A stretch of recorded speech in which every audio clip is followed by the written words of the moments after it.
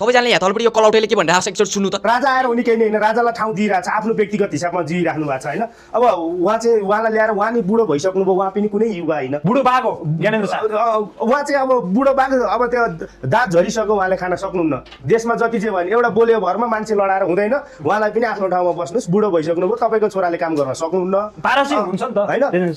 त्यस्ता त्यो तपाईकै उमेरको हुनुहुन्छ यो क्या के को यो यार उहाँ नि उमेर खाइसक्नुभयो अब उहाँ उमेर भन्दा पनि उहाँको खासै त्यति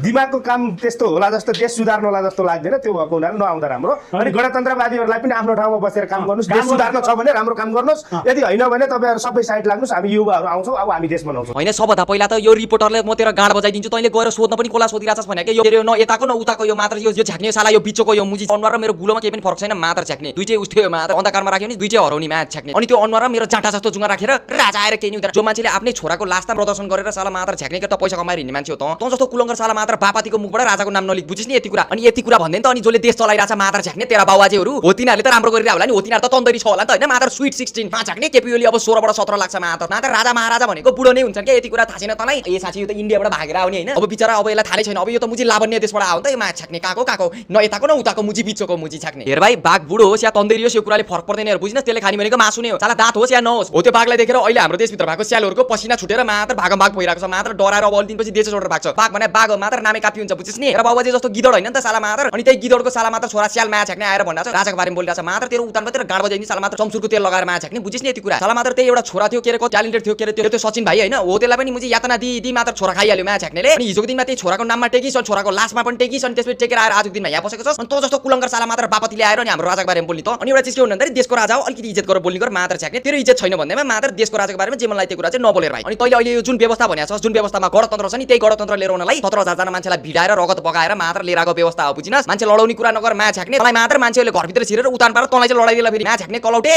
मात्र छ जिन्दगीमा नपाएको दुःख फेरि पाउलास फेरि अहिले आएर मलाई त्यो नोबल मात्र अगाडि क्यामेरा छ भन्दैमा जो मान्छेको खुद आफ्नो इमान छैन मात्र 2 पैसाको इज्जत छैन मा झ्याक्ने त्यसले आएर देशको राजाको कुरा गरेछ मात्र मिडियामा आएर 2 थोपा आँसु नबगाइकन मान्छेहरुको अगाडि आएर भिख नमागिकन मात्र तेरो जिन्दगी चल्दैन मा झ्याक्ने भोलि गएर मान्छेले दिन छोड्यो भने मात्र सडकमा हिँड्ने कुकुरको जस्तो हालत हुन्छ तेरो हैन राजा बुढो भएर राजा घरा चुप लाएर बस्नु पर्यो यो मात्रले भनेर अनि अनि तैले भनेपछि राजा चाहिँ घरा चुप लाएर बस्नु पर्ने होला हैन बोले भन्दा कलौटे मा झ्याक्ने हेर हाम्रो भारत सरकारको नाम सुन्ने बित्तिकै यसको अनुहारको कलर उडेको